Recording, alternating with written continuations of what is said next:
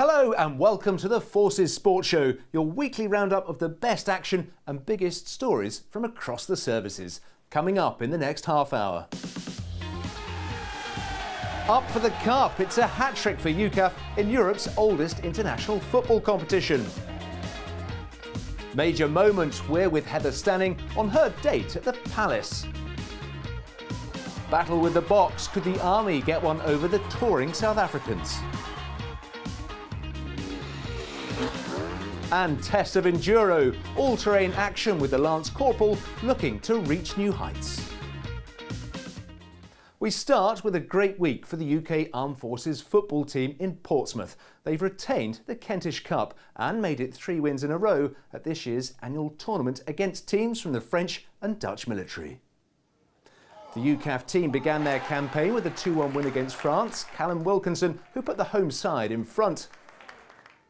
France levelled the match after half-time, Remy Marvell thumping in the equaliser. But UCAF won it thanks to substitute Andrew Todd. 2 days later, the French and Dutch shared a 2-2 draw. That meant a win or draw would be enough for UCAF to retain the title, and as Kath Brazier found out, it didn't go too badly at all.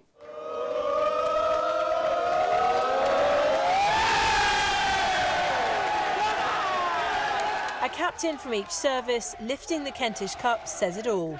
The unity amongst this group of players and the backroom staff crucial in their defence of the title.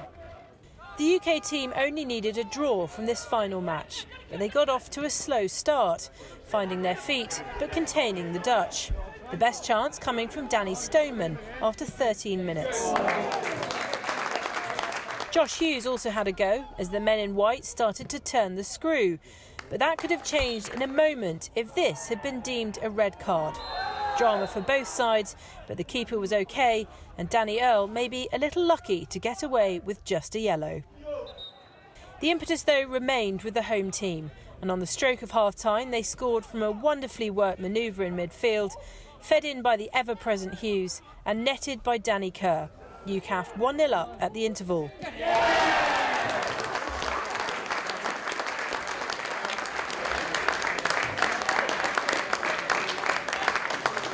And they came out firing in the second 45, Earl nearly scoring from the off. But the Dutch found some pressure of their own. The last 20 minutes it was all orange.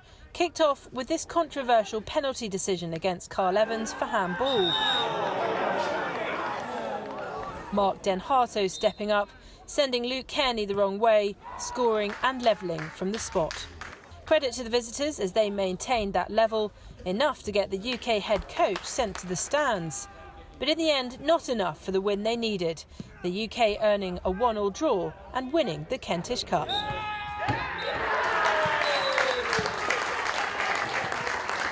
3 times in a row.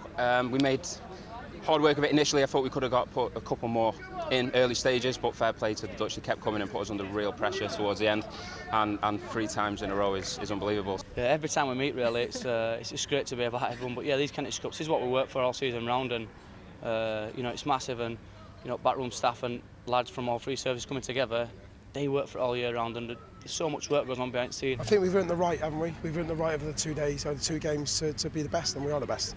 We are the best. We're technically the best. We've got, I think, the best shape, best discipline, best organised. We're fittest. So yeah, we deserve it. When a team is this successful 3 times on the trot, the question is, can they keep it up? We'll have to wait and see when the competition returns to France next year. Well, it's also been a week to remember for double Olympic rowing champion Major Heather Stanning. She received her OBE at Buckingham Palace. The Royal Artillery officer won gold in the pairs with Helen Glover at the Games in both London and Rio. Stanning, who announced her retirement from the sport last year, was given her award by another former Olympian, the Princess Royal. Certainly for me it was the end of my rowing career, so it marks the end of that and the closing of that chapter. So it's really lovely to be recognised for that, and I'm so thankful for whoever nominated me for this. Does it feel quite weird, almost a year out now from that announcement this time last year? Does it feel quite weird to almost go back into the rowing world just briefly to get that OBE? Yeah, a little bit. It's strange to kind of think, oh yeah, that was a year ago, but it's always quite nice as well just to have that year to reflect a little bit. And does it bring all the memories back? I mean, it's weird that Helen isn't here, I suppose. Yeah, I think that's probably the strangest thing is, I haven't got Helen and Robin beside me, which, last time we all kind of collected our honours together. So it's strange, but I see a lot of Helen, and our friendship is still strong. How's the job? How is it being back in full time with no rowing coming up at all? Yeah, it's kind of strange thinking that actually I'm not just here for a couple of years, I'm here for probably a career, and I'm not thinking about when do I go back to training either. So it is nice in that sense, but I'm on a career course now at the moment, so very much focusing on me and my academia, and struggling a little bit being in a classroom, but it's good. It's kind of stretching me in different areas. It's not about being physically fit, it's about being kind of mentally agile and being able to use my brain for things, which I've kind of not done for a while. Maybe the test will be when the Olympics next come round and you're watching from home for a change. Yeah, I think, I watched the World Championships this year on my phone at work, so that was a bit different. It's kind of weird watching other people racing and kind of seeing my title being taken, it's not my title anymore, well, so the world title being taken by someone else. And you know what, I was fine with that, and I was pleased to see the girls win who did, the Kiwi girls. They had a fantastic race, they've had a great season, and it's nice that actually they're girls that I've raced before as well, so I know them. So it's kind of weird, but yeah, come Tokyo it will be strange not being there competing. Major Stanning enjoying her retirement from the water. But one man who is still chasing more Olympic success is Pete Reed. The Royal Navy Lieutenant will be going for his 4th gold in Tokyo, and he's definitely one to watch.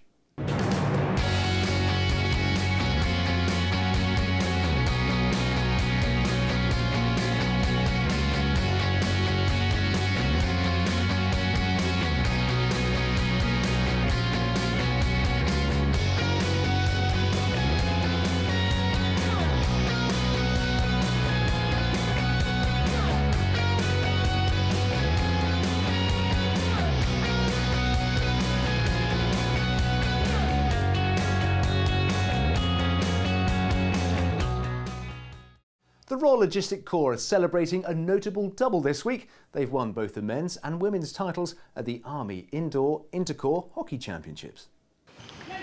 This 2-day tournament came to its conclusion with both the RLC and REME battling it out for the title. Having seen off the other cap badges in the group games, the RLC enjoyed the best possible start against their fellow finalists, Josh Tester flicking them in front. Within minutes, their lead had doubled as Tester popped up with a poacher's finish to steer home his second. A frantic first half saw the REME claw their way back into contention as their skipper Thomas blasted in from a penalty corner. The men in red continued to press their opponents, forcing them into a mistake at the back. Vodden had the easy tap-in, making it 2-2. However, their joy was short-lived as just before half-time, the RLC retook the lead.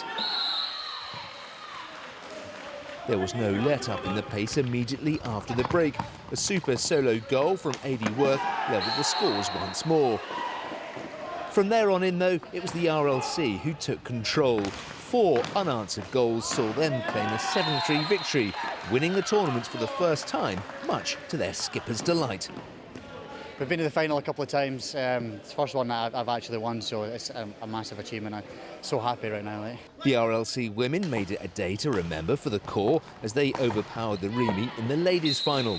Gemma Darrington's measured strike gave them the lead. The former Oxford Hawks player used her vast National League experience to set up Kaz White for goal number 2. The REME boast a couple of Army players of their own. Sharon Stones and Amanda Potgieter combined to reduce the deficit and make it 2-1. Some slick stick work saw the RLC re-establish their 2-goal advantage. Scott Braille saw off Toby's challenge for a 3-1 lead. Again, the REME roared back. This time it was their skipper Stones who was on target.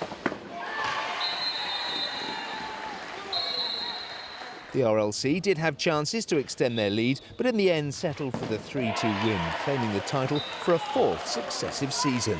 Great achievement. That's pretty fantastic, actually. And people don't want you to win when you've won a few, so to do it again this year, we're very pleased.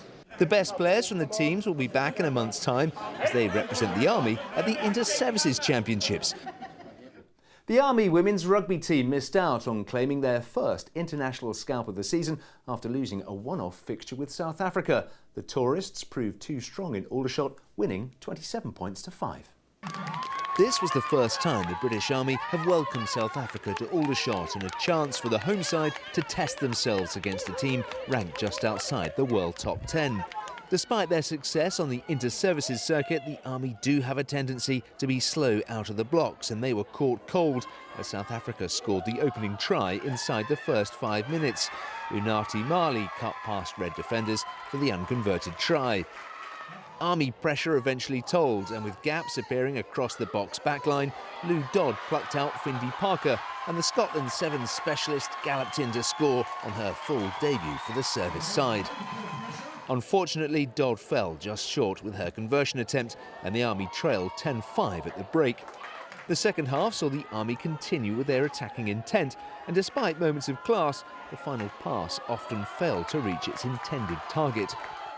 Instead, it was the touring side who took their chances to extend the lead. Celeste Adonis scored from close quarters to put South Africa 15-5 up.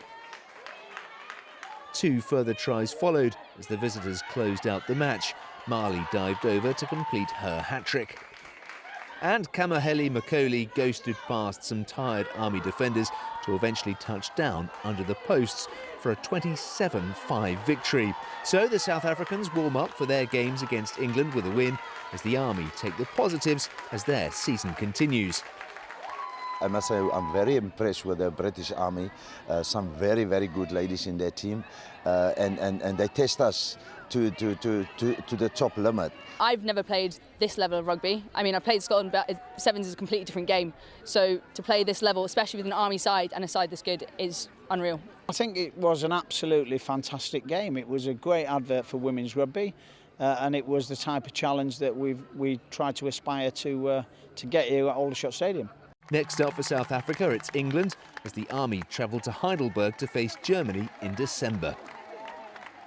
Speed, action and the chance to test himself in top-class motorcycling are all coming the way of a Lance Corporal from the Royal Engineers. Tom Elwood, based with 2-2 Engineer Regiment in Tidworth, is among the rising stars of British Enduro. John Knighton's been to find out more. This is Enduro. If you're into thrills and spills on 2 wheels, this could be the sport for you. One man who's proving to be among the best, not just in the Army but also in this country, is Tom Elwood, putting his MRS Sherco machine through its paces at the Rogers Hill Raceway in Dorset. Tom has the backing of major sponsors, and he's also on the Army Elite programme backed by TAS, the Talented Athlete Scholarship Scheme, who'll be mentoring his development.